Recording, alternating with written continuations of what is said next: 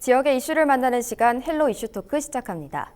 2023년 새해부터 많은 변화가 나타나고 있습니다. 유통기한 대신 소비기한이 적용되고 군인 월급 인상이나 고교학점제 도입과 같이 새로운 제도나 정책도 시행이 되고 있는데요. 이 시간 이슈토크에서는 2023년 개묘년을 맞아 각종 제도와 정책에 어떠한 변화가 생겼는지 살펴보겠습니다. 이정우 시사 리포터와 함께합니다. 네, 안녕하십니까? 안녕하십니까? 네, 우선 많은 분들이 환영하실 것 같은데요. 저도 좋습니다. 올 6월부터는요, 우리나라만의 복잡한 나이 제도가 통일이 돼서 만나이가 도입이 된다고 하는데 구체적으로 어떤 건지 설명 부탁드립니다. 네, 저도 만나이 도입을 환영하는 사람 중에 한 명입니다. 네. 2023년 6월부터 법무부와 법제처의 만나이 통일 개정법이 이렇게 시행됨에 따라서 만나이 통일이 시행이 되는데요. 사실 뭐 K 서열 정리, K 호칭 정리라고 하죠. 네. 우린 빠른 연생들도 있고 또 집안마다 각자 다른 한국식의 그 나이 방법이 달라서 이 사람과는 언니를 해야 하는지, 이 사람과는 동생을 해야 하는지, 친구를 해야 하는지 조금 그 복잡한 감이 없지 않아 있었습니다. 따라서 이런 불필요한 법적 다툼과 민원을 없앨 수 있는 효과가 있을 거라고 만나이가 도입된다면 그렇게 기대해 볼 수 있겠습니다. 만나이 사용은 이제 윤석열 대통령의 대선 공약이기도 했었죠. 빠른 시행이 되게끔 이렇게 윤석열 대통령이 빠르게 추진한 만큼 6월에 도입이 될 예정인데요. 다들 아시다시피 현재 한국 나이 계산법은 출생하자마자 이제 한 살이 되고 또 다음에 1월 1일이 되면 한 살씩 증가시키는 방법인 새는 나이와 연나이 그리고 출생 직후 0살에서 시작해 생년월일을 기점으로 1년이 지날 때마다 한 살씩 올라가는 그런 방법인 만나이 방식이 좀 혼용이 되고 있었죠. 그로 인해서 나이 계산에 따른 혼란뿐만 아니라 법적인 또 사회적인 분쟁도 많았는데요. 따라서 우리나라도 대부분의 국가에서 통용되는 만나이를 도입하기로 한 겁니다. 이렇게 통일되면서 사례별로는 최대 2살까지도 어려질 수 있는 그런 효과를 낳을 수 있겠습니다. 네, 그런데 취업 시장에서는요, 조금이라도 어린 게 유리하다, 뭐 이런 분위기가 있는데, 그럼 올 6월부터는 이런 변화를 취업 시장에 적용을 했을 때 조금은 유리해지는 효과가 있을까요? 아무래도 요즘 취업난이잖아요. 네. 특히나 취업 준비생분들께서 고생을 많이 하고 있는데요. 그래서 그런지 취업 준비생들 사이에서 조금이라도 어려진 것에 대해서 좀 유리하게 작용할 것으로 기대하는 분위기가 있는데요. 사실 저도 취업난을 겪어서 그 마음을 좀 10분 이해하는 사람입니다. 실제로 HR 테크 기업인 인크루트가 지난해 상반기 959명을 대상으로 한 설문조사에서 80.4%가 만나이 도입이 이제 나이에 대한 부담을 더는 동시에 원활한 취업이 가능할 것으로 그렇게 예상을 했고요. 또 도움이 되지 않을 것이라는 응답은 19.6%로 나타났습니다. 또 응답자 10명 중 8.5명은 지원자의 나이에 따라서 입시 그리고 입사 당락이 좀 좌우가 된다고 이야기를 했고요. 약간 영향을 준다는 대답이 61.9%로 많았고요. 매우 영향을 나이가 많이 준다 하는 응답이 21.8%로 뒤를 이었습니다. 구직자들 입장에서는 나이가 좀 당락에 큰 영향을 미친다고 생각하는 분위기인 것 같아요. 네. 그렇다면 구직자의 입장을 살펴봤으니 아마 기업들의 입장도 궁금하실 것 같은데요. 사실 기업 관계자들은 그렇게 큰 영향을 미치지 않는다. 이렇게 이야기를 하고 있습니다. 대부분의 인사 규정이 만 나이를 이미 기준으로 하고 있을 뿐만 아니라 또 대기업을 중심으로 나이와 학력을 따지지 않는 블라인드 채용이 좀 요즘 유행을 하고 있다. 유행이기도 하고 트렌드이기도 하죠. 네. 그렇다 보니까 이런 채용이 확산이 되면서 별로 상관이 없다고 이렇게 보는 사람들이 많은데요. 취업 준비생 선호도가 높은 한 이동통신사 관계자에 따르면 정년퇴직은 이미 만 나이로 정해져 있고 또 채용 시에도 나이를 묻고 있지 않기 때문에 큰 영향은 없을 것 같습니다. 라고 응답을 하기도 했습니다. 취업 시장에 변화가 있을지 없을지는 만 나이가 이제 도입이 되고 한 1년 정도 지켜본 후에 판단할 수 있을 거라 생각합니다. 네, 기업이 유리한 효과는 없을 거라고 답했다니 조금 안타까운 마음이 들기도 하는데요. 그럼 이어서 소비기한 표시제 짚어보겠습니다.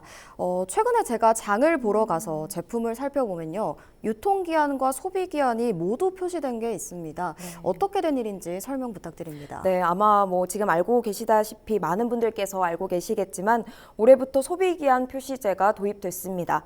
1년 동안의 계도기간이 주어지면서 올해까지는 유통기한과 소비기한이 모두가 표기돼 있는 걸 볼 수 있는데요. 일단 유통기한과 소비기한의 차이점을 모르시는 분들을 위해서 한번 간략하게 설명을 드리면 유통기한은 유통할 수 있는 기한, 즉 판매가 가능한 날짜를 의미하고요. 또 소비기한은 소비자가 제품을 먹어도 안전한 기한이라서 대체로 유통기한보다는 소비기한이 훨씬 더 긴 편입니다. 예를 들어서 두부의 경우에는 유통기한이 17일이지만 소비기한은 23일 정도 되고요. 또 햄은 유통기한이 38일이지만 소비기한은 57일이나 됩니다. 생각보다 이 차이가 크죠. 네, 그래서 우리는 생각해보면 유통기한이 표기될 때에는 유통기한만 표기가 될 때에는 유통기한이 지나면 폐기를 해야 하는지 알고 그냥 버리게 되죠. 사실 저도 그랬거든요. 근데 이제 소비기한처럼 언제까지 먹을 수 있는지에 대한 기한을 표시가 된다면 확실히 환경오염이 좀 줄어들지 않을까 그런 생각이 좀 듭니다. 이런 환경오염 문제가 꾸준하게 제기된 만큼 개인적으로 이번 소비기한 표시제가 좀 안정적으로 정착됐으면 좋겠다 하는 바람입니다. 그리고 또 한 가지 좀 참고사항을 말씀을 드리면요. 우유나 유제품 같은 경우에는 소비기한 표시제가 바로 적용되진 않고 다른 품목보다는 8년 늦은 이후에 좀 적용이 된다고 합니다. 그 이유는 품질 유지를 위한 냉장 보관 기준 개선이 또 함께 바뀌어야 되기 때문인데요. 따라서 유통기한과 소비기한 잘 구분하셔서 환경오염도 줄이고 또 이런 것을 개선할 수 있는 그런 기회가 됐으면 좋겠습니다.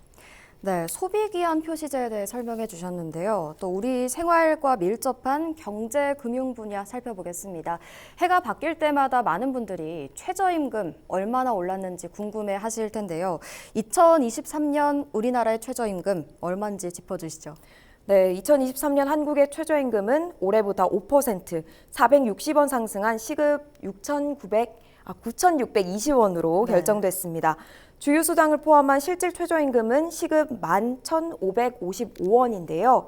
이렇게 실질 최저임금을 기준으로 환산하는 월급이 201만 원 가까이 나타나면서 이제 처음으로 주 40시간 근로할 때 월급이 200만 원을 넘게 됐습니다.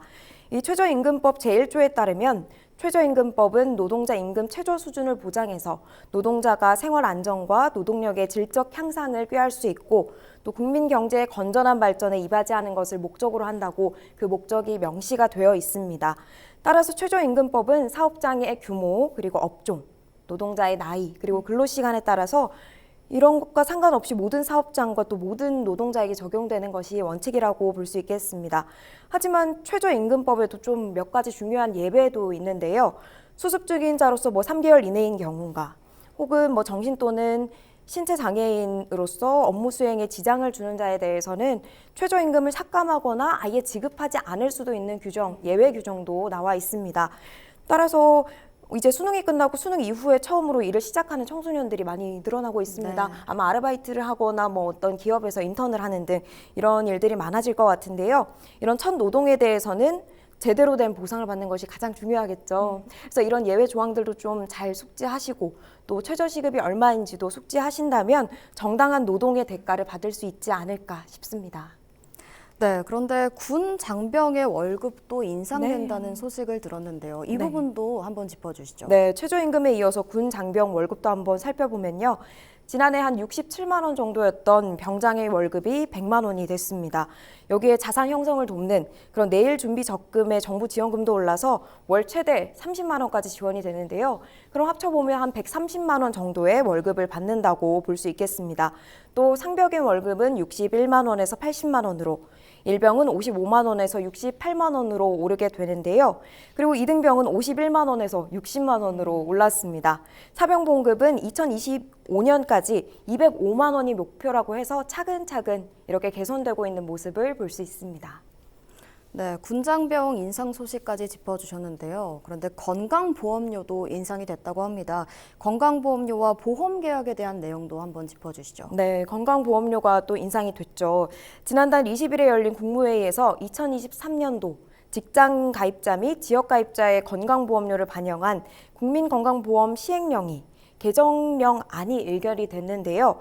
사실 지난 2022년 9월에 건강보험료 부과체계 2단계 개편안이 적용이 되면서 그 후속 조치가 된 겁니다. 이번 건보법 시행령 개정은 2023년도 직장 가입자 건강보험료율을 6.99%에서 7.09%로 1.49% 인상하기로 결정한 데 따른 조치인데요. 또 지역 가입자의 보험료 부과 점수당 금액은 205.3원에서 208.4원으로 오르기도 했습니다.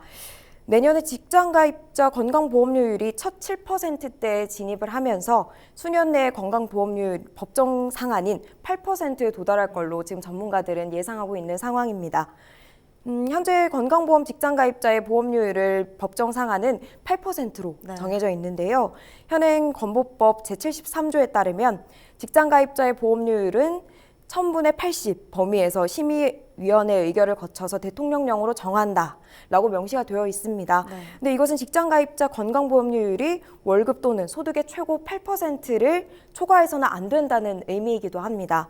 그 실제로 연도별 직장가입자 건강보험료율을 살펴보면 2015년 6%를 넘어선 이후에 2022년 6.99%를 기록하면서 가파르게 올라왔는데요. 앞서 복지부가 국회에 제출한 2018년에서 2027년 건강보험 재정 전망에 따르면요. 2006년 직장가입자 건강보험료율이 법정 상한인 8%에 도달할 것으로 예상하고 있습니다.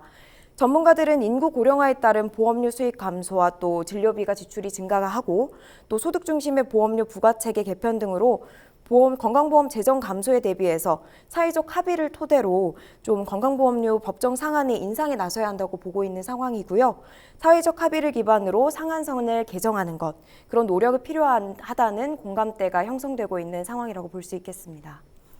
네, 우리 생활과 밀접한 분야의 변화들 짚어주셨는데요. 네. 그럼 이어서 학생과 관련된 교육 분야 변화도 한번 짚어주시죠.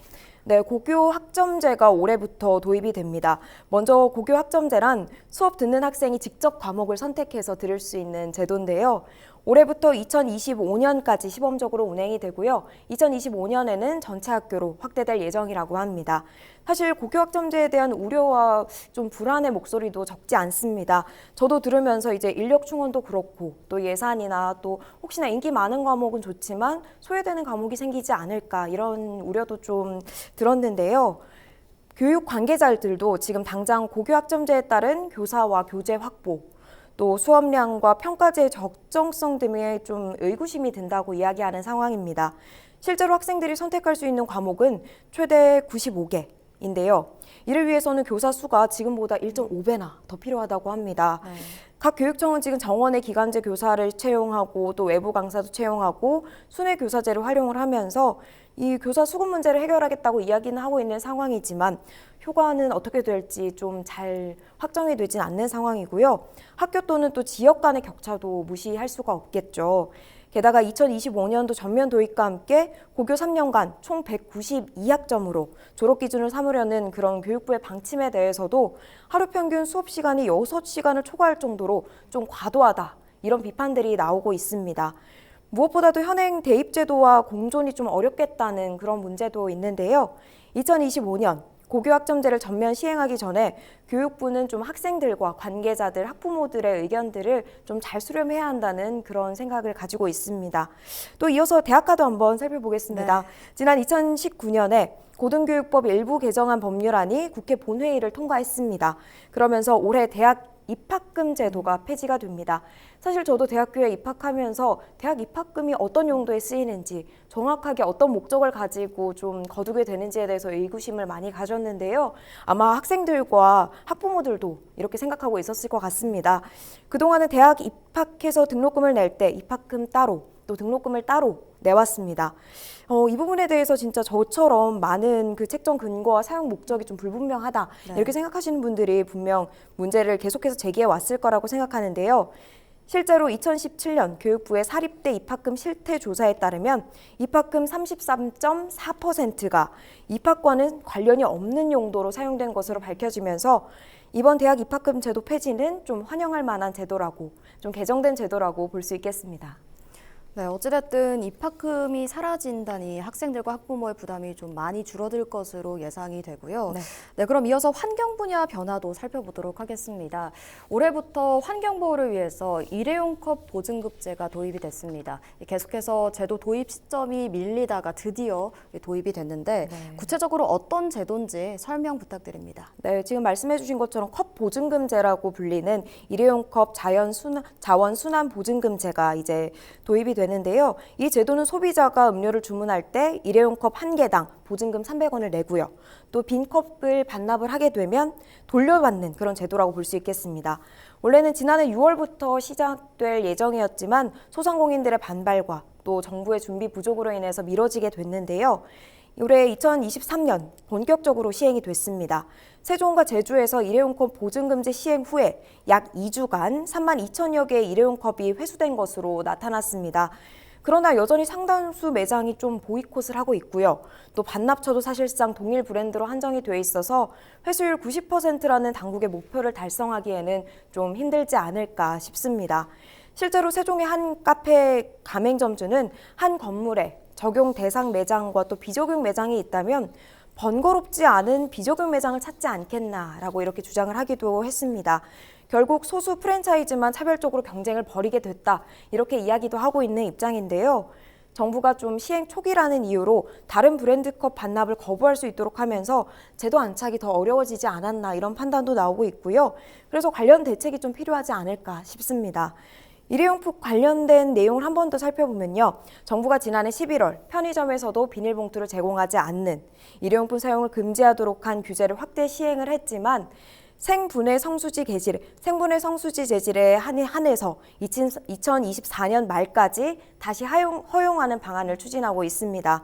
이에 따라 내년 1월부터 편의점에서 비닐봉투를 다시 사용할 수 있게 됐는데요. 환경부가 한시적으로 일회용품 규제를 완화하는 방향으로 바꾼 건 이번 제도 시행을 하면서 좀 기존의 친환경 인증을 받았던 생분해성 수지 제품 제조업체들의 타격이 불가피했기 때문입니다. 그에 따른 후속 조치로 보입니다. 네, 다음으로 올해 교통 분야에 큰 변화가 있다고 하는데 이 부분에 대한 내용도 한번 짚어주시죠. 네, 올해 또 교통 분야에도 많은 변화가 생깁니다. 네. 또 오토바이 가지고 계신 분들 아마 집중을 해주셔야 될 것 네네네. 같은데요. 오토바이 보험에 필수로 가입을 해야 합니다. 만약 보험에 가입을 하지 않으면 의무보험 가입 명령을 받은 지 1년 지난 무보험자들은 지자체가 차량 등록을 그냥 말소시킬 수도 있고요. 또 보험에 가입하지 않은 오토바이가 운행을 하다가 사고가 날 경우에는 오토바이 운전자는 교통사고에 대한 법적 책임과 별도로 보험 미가입에 대한 별도의 그런 과태료가 있다고 합니다. 그리고 우회전 관련 내용도 살펴보면요. 지난해 이제 교차로에 진입하는 우회전 차량이 일단 멈춘 다음 출발하도록 하는 법이 바뀌긴 했지만 많은 혼란이 있었습니다. 저도 운전할 때 혼란스럽기도 하고 어떻게 하면은 멈췄다가 가고 또 며칠 동안 멈춰야 하는지 좀 의문이 네. 많았는데요. 그래서 이제 우회전 신호등이 별도로 설치가 될 예정입니다. 따라서 우회전 전용 신호등이 생기면서 보조 신호가 아닌 이제 하나의 독립적인 신호로 이것을 어기면 신호 위반에 해당이 되기도 하는데요. 우회전 전용 신호등이 생소한 만큼 운전자분들의 각별한 좀 주의가 필요할 걸로 보입니다. 또 교통 분야 마지막으로 한 가지 더 살펴볼까요? 네네. 네, 살펴보게 되면 2023년부터 기존 2종 자동 면허를 1종 자동 면허로 갱신하는 작업이 시작될 것으로 보입니다. 저도 대상자라서 여기에 굉장히 관심이 갔는데요. 2종 자동 면허를 보유한 운전자가 운전면허 시험장에 별도로 신청을 하면 1종 자동 면허로 갱신이 되는데요. 네. 다만 7년 동안 무사고여야 되고요. 아, 네. 네. 그래서 저는 7년 동안 무사고였기 때문에 아, 아마 네. 1종으로 갱신이 되지 않을까. 이렇게 교통 분야에 개선되는 것들, 또 바뀌는 것들도 한번 짚어봤습니다. 네, 그럼 오늘 말씀 여기까지 듣도록 하겠습니다. 지금까지 올해부터 시행되는 제도와 정책들 살펴봤습니다. 이 시간 헬로 이슈 토크는 여기까지입니다. 함께해 주신 여러분 고맙습니다.